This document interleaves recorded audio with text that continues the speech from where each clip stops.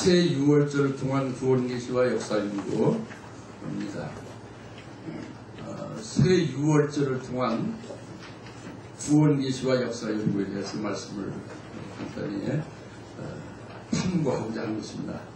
예수님께서 이 땅에서 공생의 3년을 하실 때에 공생의 그 삶 중에 세 번 6월절 절기를 맞으셨고 6월절 절기에 세 번 6월절에 특별히 행하신 일이 있습니다. 그 특별히 행하신 6월절을 통해서 세 번 6월절 공생의 생애 중에 하신 그 주님이 하신 일이 요한복음을 통해서 기록되어 있는데 그것이 무엇을 우리에게 계시해주고 있느냐, 그 예수님이 하신 일, 또 예수님 직접 하신 말씀에 우리에게 어떤 교훈을 주며 또 그것이 우리에게 어떻게 구원 계시로 우리에게 적용이 되느냐, 이런 부분을 한번 탐구해보자 하는 것이죠. 그래서 새 6월절 동안 구원 계시와 역사 연구로 이렇게 이제 그 제목을 잡아봤고요. 첫 번째 6월절에 주님이 행하신 역사에서 27페이지 보시면 요한복음 2장 13절부터 17절에 나옵니다. 제가 지금 말씀드리고자 하는 이 새 6월절을 통한 예수님의 하신 역사를 상고하는 것은 이것은 실제로 그 주님이 하신 일과 주님이 친히 말씀하신 말씀 안에서 이제 그것을 우리가 상고하는 것인데, 이거는 그 일이나 그 주님의 말씀 안에서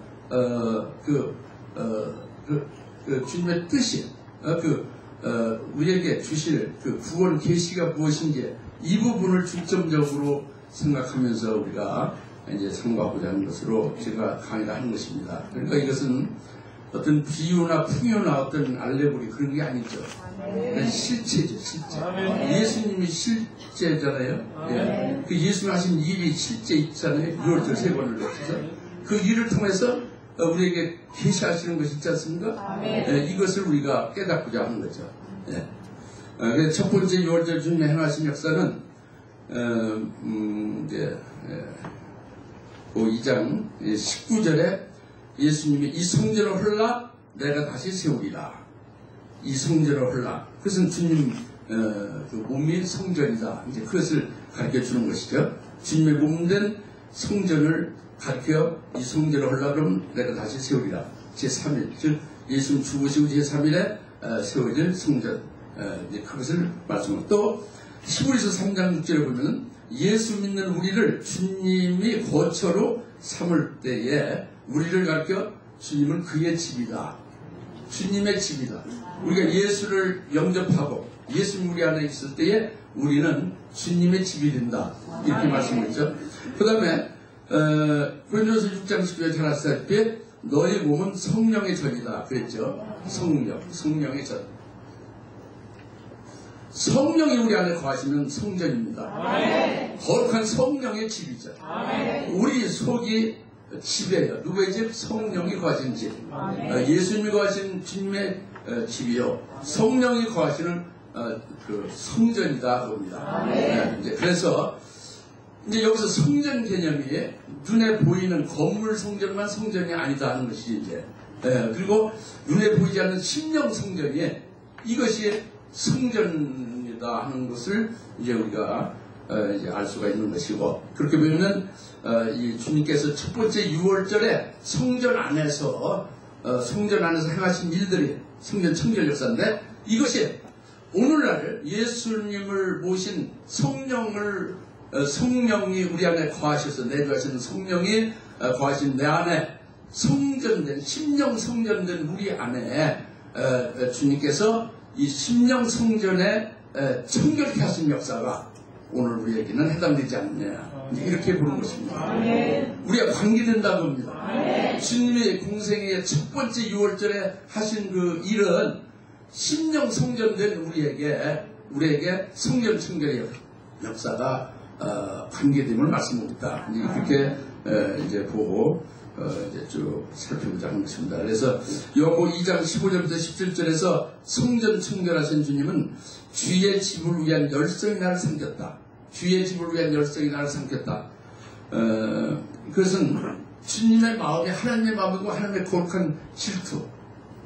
그래서 이 대제사장이나 뭐 성전 책임자나 이 바리새인들이 예수를 대적하고 비방을 해도 그에 불구하고 오직 그 주의 성전을 올바로 세우는 주님의 열정적인 열성을 나타내서 주의 집을 위한 열성에 나를 삼켰다 이렇게 지금 말씀하고 있는데, 오늘 첫 번째 6월절 주님의 성전 청결 역사를 그것을 통해서 오늘 우리들에게 관계되는 것은 이렇게 주님이 친히 우리 속에서 열정적으로 우리의 잘못된 부분들을 올바로 바로 깨우쳐 주시고 제거시키는 역사로 성전, 심령 성전을 청결케 하신 역사로 지금 역사하시고 있음을 계시한다 이렇게 보는 거죠. 할렐루야.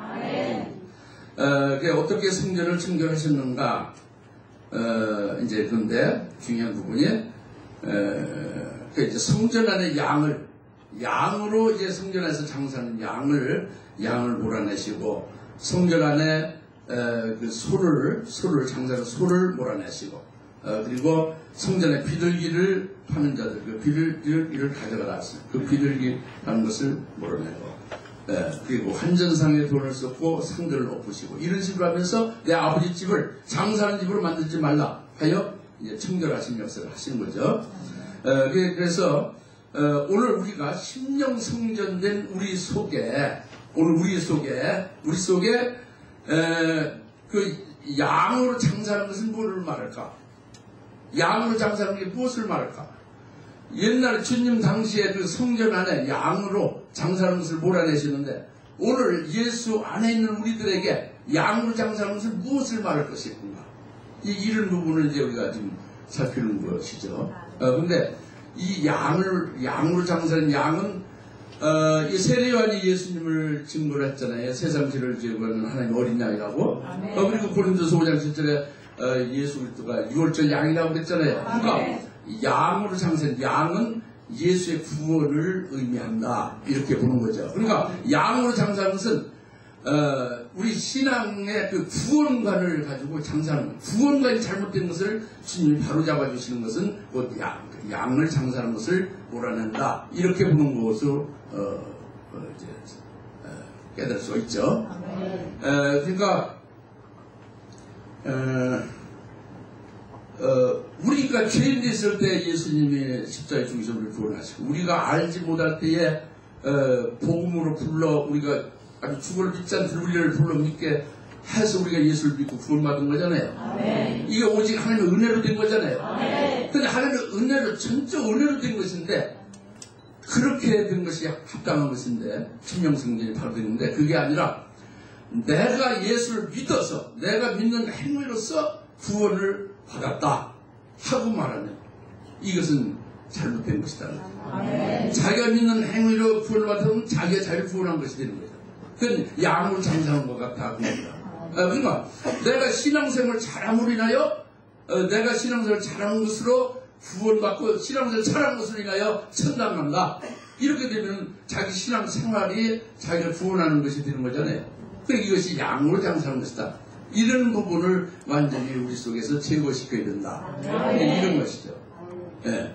두 번째로 서로 장사하는 것을 몰아내시고 청결케 하셨다는 것은 잘못된 신앙관을 바로잡아 주시는 것이 아니겠느냐, 이제 그렇게 봅니다. 그러니까 소는 그 잠언서 14장 4절에도 소는 힘을 상징하죠. 그러니까 원래 올바른 신앙은 하나님이 우리 속에서 즉 성령께서 우리 안에서 역사하신 역사에 따라서, 주님이 내 안에서 역사하신 역사에 따라서, 삼일째 하나님이 내 안에서 역사하신 역사를 따라서 내가 수고하노라. 사도 바울 고백받지. 성령의 열매가 충성이잖아요. 우리의 열매가 충성이 아니라 성령의 열매가 충성이에요. 그러니까 성령이 내 안에서 역사하시어서 충성케 하심으로 나는 거기 쓰임받는 도구죠. 그럼 성령의 열매는 충성이잖아요. 이게 올바른데, 그게 아니라 서로 장사하는 것은 내가 내 힘으로 하여 하나님을 잘 섬기고, 내 열심을 다하여 내가 하나님을 뜨겁게 사랑하고 내 열심으로 하나님을 이렇게 잘 섬김으로 인하여 복을 받았다. 이러면 이것은 신앙관이 이게 잘못된 것이다. 이 성전에서 소를 가지고 장사하는 것 같다 이렇게 보는 것입니다. 이런 요소가 있으면 이것을 제거해야 된다는 거죠. 우리의 힘이 아니라 오직 주님의 의하여 우리가 존재할 수 있고 주님에 의하여 일할 수 있고 그 모든 일의 결과는 주님께서 영광을 받으시고 그것을 이제 계시해 주시는 것이 아니겠냐 이렇게 그렇게 보고 그 다음에 성전 안에 비둘기를 파는 자들을 이를 가져라. 비둘기는 이제 창세기 8장 9절이나 마태복음 10장 10장 16절에서 말씀한 같이 비둘기는 순결이잖아요.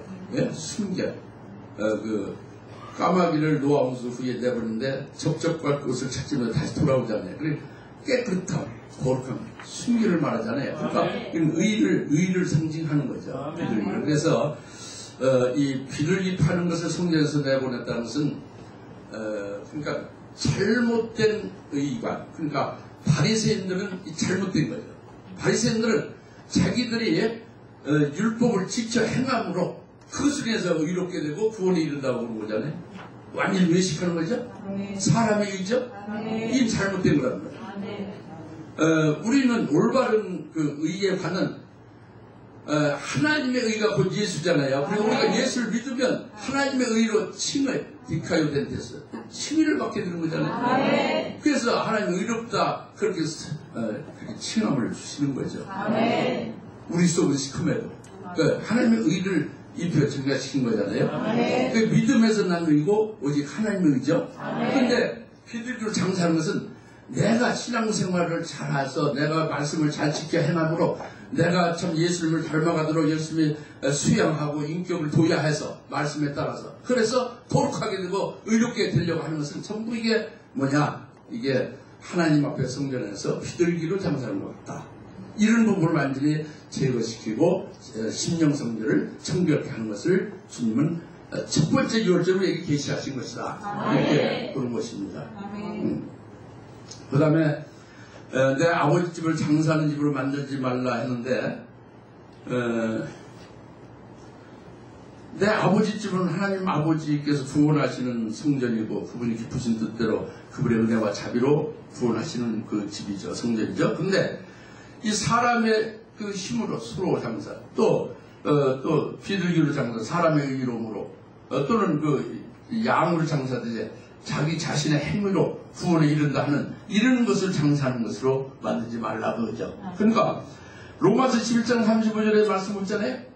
너희가 하나님께 너희가 드려서 하나님께 너희가 먼저 너희가 하나님께 드려서 그 다음에 되돌려 받겠느냐? 그런 거 없다 그래요. 우리가 하나님 앞에 기부를 하면 그 다음에 하나님께서 테이크 하나님께로부터 우리가 받는다. 이런 일은 없다는 거죠. 로마 11장은. 네, 그러니까 예수께서 마태복음 24장 23절에 의와 인과 신을로 11조를 하지 않으면 오히려 11조 하는 자가 화가 있다고 했잖아요. 그런데 11조를 어느 분들은 대출 받아서 그냥 외상으로 이렇게 해서 막 11조를 미리 선물로 하면 거기에 따른 10배로 복을 받는다 해서 막 11조를 이건 전부 다 화가 있다는 뜻이죠. 왜? 의와 인과 신으로 하여 11조를 하는 것만이 연락이 된다. 하나님이 주신 100% 하나님의 은혜예요. 하나님이 거신 것 중에서 10분질은 그것도 하나님의 것이고 10분질보다 하나님의 것인데 그 10분질의 하나님의 것을 다시 하나님께 되돌려드리는 것이 이게 의죠. 그리고 그 믿음을 그렇게 드리는 게 이 신이죠. 할렐루야? 이런 의와 신과 인으로 드리지 않으면 11조가 자기의 것을 하나님 앞에 드리고 복받고 11조를 하면 전부 화가 있다. 이런 말씀이에요. 그래서 내가 하나님 앞에 드리고 하나님께서 내게 복을 준다. give and take는 없다고 합니다. 오직 우리는 하나님의 모든 것을로 또 하나님의 은혜로 그저 이렇게 주시는 것으로 그것을 가지고 감사하고 찬송할 뿐이다. 그것을 말씀을 드린 것이고 그 다음에 환전상의 돈을 썼고 상대를 기업하셨다 그 말씀인데 환전상은 이제 여러분 잘 아시다시피 이제 성전이라고 그 성전세를 내잖아요. 반세계 그 이제 유대 돈을 내야 되잖아요. 그 이방에 있던 사람들이 유대돈이 없으니까 유대돈으로 바꿔서 이제 내고, 그 다음에 또 재물을 살려면 재물도 이제 또 살려면 이방돈 그걸 가지고 유대를 바꿔서 재물을 사는데 웃돈을 얹어서 또 이렇게 바꿔주잖아요. 예? 그 환전상. 근데 이렇게 환전상에 이방돈을 가지고 유대돈을 바꿔주는 것은 잘못됐다고 해서 이걸 엎어버리신 겁니다. 예수님이. 예수님 엎어버리신 거예요. 이것은 여러 가지로 해석할 수가 있지만은 저는 이렇게 봅니다. 이방돈, 돈이라는, 지금 돈 장사하는 건데요, 사실은. 유대인들이 성전에서. 이 돈은, 예수님 마태복음 6장에 19절, 20절, 너희는 땅에 보물을 쌓아두지 말라고 했잖아요. 이 돈이 이방인은 그건 보물이에요. 보물을 치는 거예요. 그러니까 이방인의 돈은 그들의 보물로 여기는 것이고, 유대인은 하나님의 백성들의 돈은 하늘나라에 쌓아두는 그 보물, 하늘에 여기는 보물이 되는 것입니다. 다시 말하면 이방 돈은 이방인들이 추구하고 원하는 목적인, 신앙 목적인 이 세상의 복을 받는 그 부분이고 기복적인 거죠. 그리고 유대인의 그 돈은 하나님 나라의 믿음으로 열매 맺게 하여 하늘나라 영생의 복을 쌓게 하는 것인데, 하늘나라 영생의 복을 그것을 버려버리고 세상의 이방돈을 바꿔서 그걸 취한 것은 세상의 복으로 그걸 취한다는 거죠. 그러니까 이게 기복적인 신앙으로 타락하는 거죠. 이게 잘못된 것이다. 환전상. 이방돈을 받고 유대돈을 주는 것이죠. 예? 그것도 웃돈을 쳐서 준다. 그럽니다. 장사한다. 그럽니다. 그래서 오늘날 우리의 신앙 목적이 우리가 진정한 심령성전이 되어져 있다면 우리가 믿는 그 예수님이 우리를 하늘나라를 바라보게 하는 거죠. 하늘나라의 영생을 바라보게 하시고, 하나님께서 우리에게 이제 그날이 되면 우리로 아버지 집에서 하나님 아버지의 유업을 받아서 아버지와 함께 누리며 영생공략하는 것을 바라보게 하는 거 아닙니까? 이런 부분으로 사는 게 올바른 심령성전인데, 그렇지 아니하고 이 세상을 바라보며 세상의 복이나 부귀 영광을 바라보는 것은 그건 잘못된 성전이죠. 그런 부분을 깨우쳐서 이제 청결케 하신다, 이렇게 보는 것입니다. 할렐루야. 아멘 하신 분은 제가 부른 것과 같이 동의한다는 뜻이죠. 네, 감사합니다. 여튼 감사합니다. 아멘수를 하나도 안 하면 어떻게 하나는데 감사해요. 그리고 지금 우리 도익분 목사님한테 굉장히 감사드리는데, 아침에 은혜를 제가 받아서 감동을 받아서 또 한 번 이렇게 하면서 제가 또 감동을 받았어요. 그래서 힘이 나서 강의를 하게 또 되겠다 했는데, 다른 분들도 두는 분이 웃는 거예요. 그 도익분 목사님이 찬양을 그렇게 해제끼니까 하나님 받으시죠. 역시 도가 깊으세요. 도가 깊으신 분은 이런 그대로 도 깊은 목사님. 존경하고 사랑합니다. 하나님께서 아가페 사랑하고 사랑합니다. 그래서 성전 청결케 이렇게 하시는 주님의 역사는 오늘 우리들에게도 그 하나님의 열심, 그 하나님의 거룩한 질투심을 가진 것 같이 하여 하나님의 거룩한 경건하심의 열정으로 심령성전을 우리 속을 이렇게 청결하신 역사를 하신다. 이렇게 보면서 그래서 그 이제 성전 청결한 이후의 결과는 했는데, 첫 번째 주님이 6월절에 하신 역사를 오늘 우리가 믿으면 우리 심령도 주님의 말씀과 성령을 통해서 청결케 해주심을 계시한 것이다. 우리 부분. 그 밑에 만일 우리 심령성전이 주님에 의하여 온전케 정결케 됐다면 우리는 예수 안에서 구원관, 신앙관을 바로 정립이 되고 오직 하나님의 은혜로 구원, 하나님의 의로만 살게 되며 또 하늘나라 영생에 합당 열매 맺는 생명으로 충만케 된 그리스도의 것이 된다. 그리스도의 것이 된다. 그리스도와 하나로 연합이 된 그리스도의 것이 된다. 그래서 이것은 새 피조물 되는 거예요. 그리스도 안에서 완전히 그리스도의 것이 되면 새 피조물 되는 거죠. 네. 예수를 믿는 믿음으로 사는 거죠. 우리가 육신으로 사는 것은 내 속에 있는 예수를 믿는 믿음으로 사는 목숨이죠. 이게 새 피조물이 완전. 장왕국이라는 옛사람 죽어버리게 믿음으로 십자가. 그러니까 이제 새 피조물로 사는 게 접니다. 여러분도 그렇죠? 이게 심령성전된 청결된 심령성전을 청결케 된 결과는 새 피조물을 되게 하시는 거다. 그리고 새 피조물을 되게 되면 새 사람으로 산제물로 드리는 거다. 새 피조물 되면 그리스도의 것이 되면 만약 그리스도가 아버지께서 기쁘게 받으시더래. 그리스도의 것이 된 자는 자동적으로 아버지가 연락하신 거예요. 아벨을 연락하니까 아벨의 제물을 연락하고 가인을 연락하지 않으니까 가인의 제물을 연락하지 않듯이 우리가 새 피조물 그리스도의 것이 되면 우리의 모든 예배나 모든 기도나 모든 행위가 전부 그 그리스도 안에서 하나님 앞에 연락이 된다. 이렇게 보는 것이 신령도 성전 청결케 해주신 주님의 역사로 인한 그 결과 아니냐 이제 그렇게 저는 봅니다. 두 번째 6월절에 주님의 행하신 역사는 요한복음 6장 4절부터 13절 요한복음 6장에 지금 나와 있는데 첫 번째 6월절에 성전 청결을 한 것. 그 다음에 두 번째로 이제 예수님은 두 번째 6월절을 제2년에 공생의 제2년째에 두 번째 6월절을 맞이하시고 두 번째 6월절을 하신 것은 오병이요. 우리가 잘 아는 오병이의 이적을 행하신 거예요. 오병. 보리떡 5덩, 보리빵 5덩어리와 물고기 2마리로 많은 사람들을 먹이고 또 남을 있었죠. 오병이의 이적을 행하신 두 번째 6월절. 그러니까 우리가 오병이의 기적은 다 아는데 주님의 공생이 두 번째 6월절에 그 일을 행하셨다는 것은 잘 관심이 없잖아요. 근데 두 번째 6월절에 오병이의 이적을 행하신 거다. 다시 말하면 우리가 첫 번째 주님의 6월절에 행하신 성령체계 역사가 우리에게 관계가 되는 걸 믿었다면 우리의 심령성전을 청력해 해주신 것이 된 것으로 믿었다면 두 번째 6월절에 보리떡 5덩어리를 주시는 것은 우리에게도 관계가 있는 것이다. 그때 당시 끝난 게 아니라 우리에게도 관계가 있는 것이다. 이것을 새 6월절을 통한 그 계시 구원 역사를 이제 탐구하는 믿음의 자세가 아니겠느냐 이렇게 봅니다. 그래서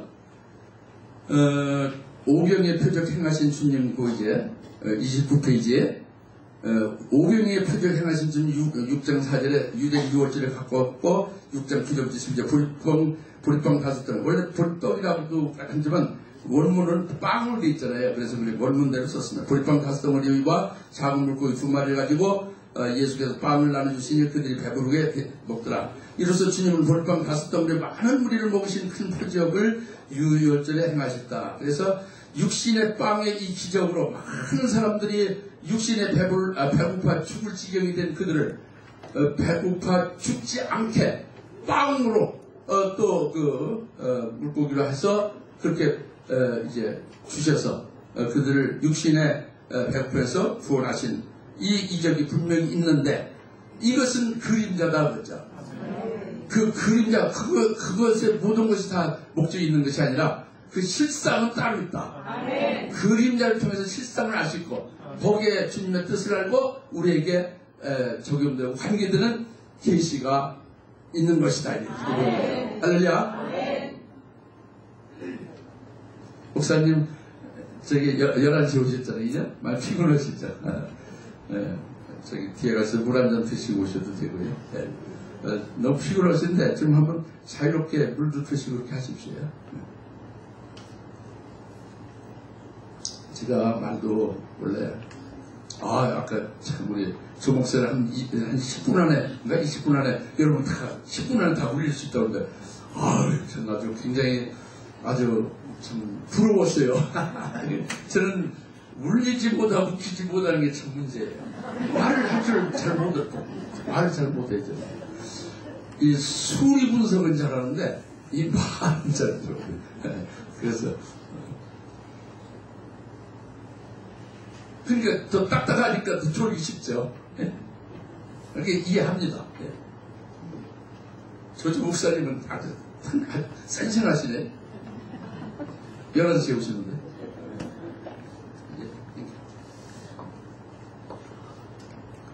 감사해요.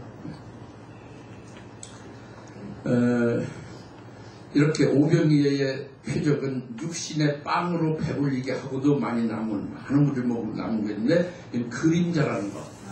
이것이 전부가 아니라는 거. 그러면 실체, 실상이 있을 거 아니냐. 그 실상이 뭐냐. 이거는 바로 그 밑에 똥골뱅이로 했죠. 내가 하늘에서 내려온 생명의 발. 내가 내가 생명의 빵이다. 내가 하면서 내가 빵이다. 생명의 빵이다. 육신을 배부르게 하는 그 육신의 오병의 빵, 그것인 그림자고, 진짜 생명을 주는, 영생을 주는 빵은, 생명의 빵은 바로 내가 생명의 빵이다. 예수님의 생명의 빵이라는 거죠. 이게 실상이죠. 할렐루야. 예수님이 실상이죠. 그래서 보리빵의 실체가 바로 예수님이다 하는 것이 이제 나오는 것이죠. 6장 20절. 너희가 나를 찾는 것은 표적을 보았기 때문이야. 즉 육신의 빵을 먹고 배부른 까닭으로 나를 찾은 것인데, 책망하는 거죠. 6장 27절. 썩는 음식을 위하여 일하지 말고 영생이 이르는 음식을 위하여 일하라. 인자가 너에게 영생을 주라. 6장 30절. 내가 생명의 빵이라. 내게 오는 자는 결코 배부르지 아니하며 나를 믿는 자는 언제나 목마르지 아니하리라. 6장 50절 51절. 나는 하늘에서 내려온 살아있는 빵이에 그것을 먹는 자는 죽지 아니하고 영생하리라. 할렐루야. 이로써 주님은 보리빵 5덩어리 주신 것이 육신의 빵의 표적만이 아닌 생명을 살리는 생명의 양식이 되신 주님 자신이 바로 그 빵이 되심을 계시하신 표적이 이게 이제 실상이다. 따라서 우리는 이 생명의 빵으로 보리빵을 믿음으로 이 보리빵을 먹는 자가 될 때에 영생을 얻게 되는 것을 우리에게 계시해 준다. 이렇게 보는 것입니다. 그래서 이 생명의 빵을 믿음으로 이 보리빵을 예수님의 생명의 빵이라는 실체로 알고 믿음으로 이 보리빵을 먹을 때에 예수를 믿는 것, 그리고 예수님 하신 일을 믿는 게 믿음으로 그 생명빵을 먹는 거죠. 그게 먹은 후의 결과는 6장 40절. 이것이 나를 보내신 아버지의 뜻이니 아들을 보고 그를 믿는 자는 누구나 영생을 얻게 하려는 것이라. 그리고 그를 내가 마지막 날에 살리리라. 6장 50절. 내 살을 먹고 내 피를 마신 자는 누구든지 영생을 가졌나니 내가 그를 마지막 날에 살리리라. 내 살을 먹고 내 피를 마시는 자는 누구든지 영생을 가졌나니 아주 완료예요. 가졌나니 그 다음에 영생을 가진 걸 끝난 게 아니라 내가 그를 마지막 날에 또 살리리라. 할렐루야. 영생을 가졌고 그 다음에 마지막 날에 살린다고 합니다.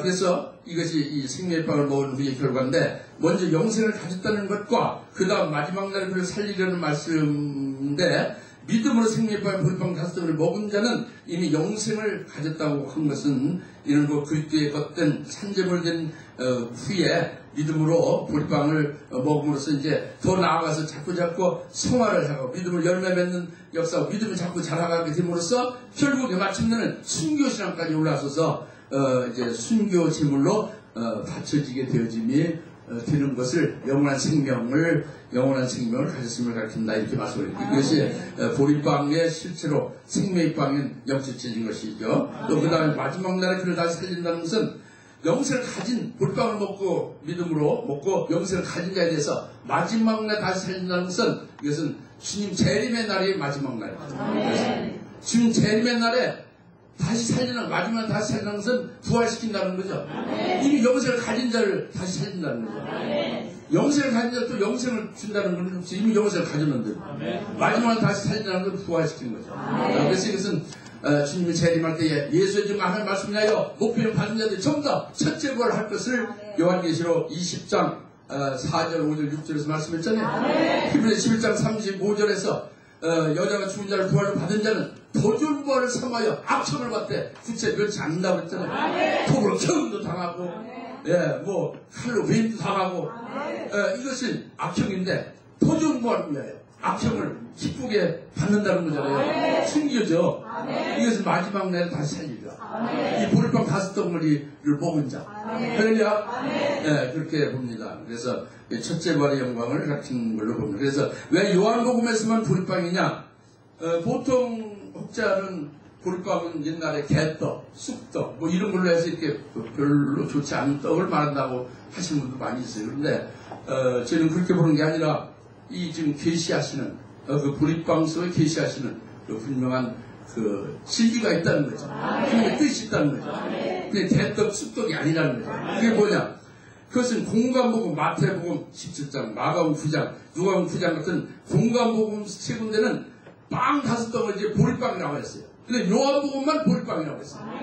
왜 공관복음에 빵이라고 하고 보리빵이 안 했냐? 이거는 공관복음에는요, 예수님이 변형산에서 변화된 산에서 예수님 변화됐죠? 아멘. 예수님 변화선, 변형선 같은 말인데, 변화선에 예수님 변화된 것은 예수님의 부활을 미리 보여준 거죠. 그러니까 주님의 부활을 보여준 게 마태복음, 마가복음, 누가복음 있지 않습니까? 그러니까 주님의 부활을 보여주고 부활의 영광을 보여준 후에 빵 5덩어리로 말씀한 것이 공관복음이고, 요한복음은 이런 변화선 사건이 없어요. 공관복음에 있는 그 주님의 변형된 변화된 부활의 영광을 보여준 게 없습니다. 그러니까 보리빵이라고 한 거죠. 빵이 아니라. 무슨 바로 보리빵이라는 것은 뭐냐면 모든 곡식에 있는데 그 곡식 중에 모든 곡식을 제일 첫 번째 딱 익은 곡식이 보리다. 이게 열왕기 4장 40절은 모든 곡식의 첫 곡식이 보리라고. 그러니까 모든 사람들이 부활하는데 부활의 제일 첫 열매가 뭐냐? 예수님의 부활의 첫 열매. 이게 보리다고요. 이게 보리떡, 보리빵은 계속 습떡이 아니라 예수님이 부활의 첫 열매 되신. 어떻게 해서? 그가 고난을 받고 또 핍박받고 죽임당하셨다가 그리고 부활하셔서 부활의 첫 열매가 되심에 바로 영적인 생명의 빵인 보리빵이다. 이것을 말씀해 주는 것이 아니겠느냐. 지금 그렇게 깨닫고 여러분에게 지금 이렇게 발표를 하고 있는 거죠. 그래서 아멘을 많이 해주셔서 고맙습니다. 보리빵 5덩의 영접 계시는 5분까지 하라고 그랬는데 아직 시간 있죠? 예? 아니 5분까지 원래 예고하죠. 10분이요? 아니 조 목사님보다 많이 주지 마십시오. 예, 고맙습니다. 예, 고맙습니다.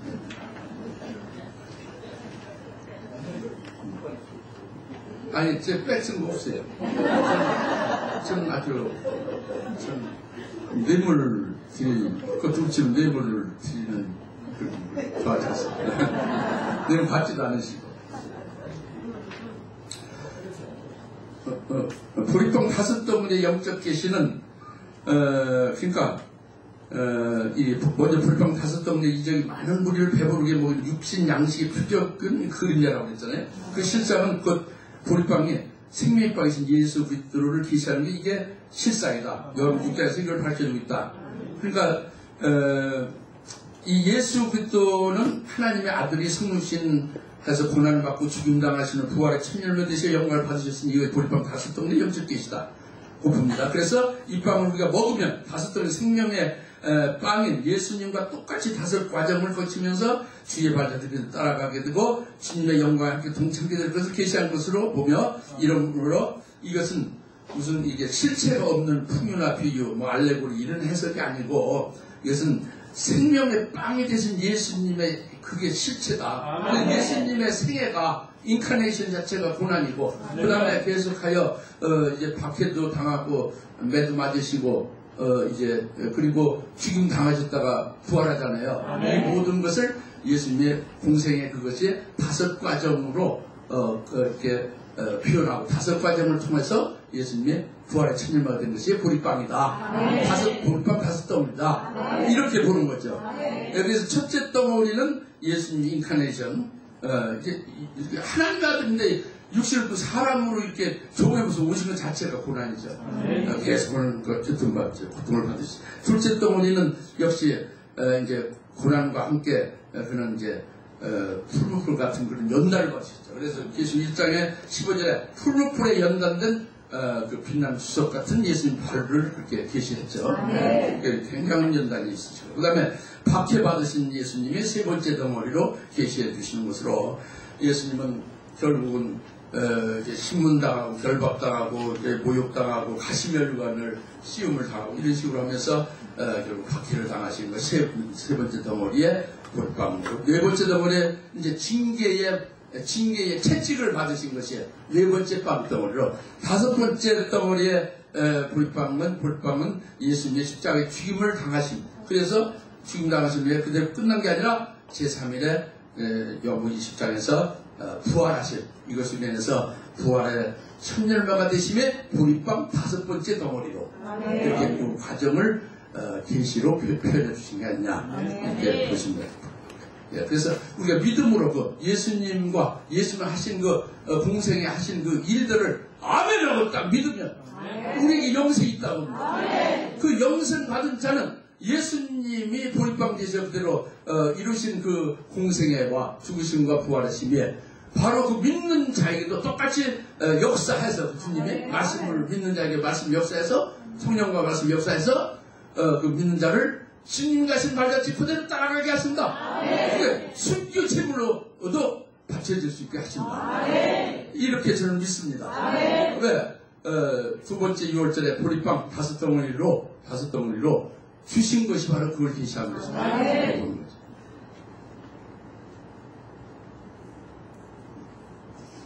예. 그 다음에 물고기 또 2마리로 주셨잖아요. 보리떡 5덩어리와 함께. 근데 그 물고기 2마리를 주신 것은 어떤 교훈이 어떤 계시로 나타내주고 있는 것이냐. 이것을 우리가 살펴볼 필요가 있다고 봐서 썼습니다. 이는 먹을 수 있는 구운 생선 2마리를 갖고 옵사리온, 헬라어로 옵사리온이에요.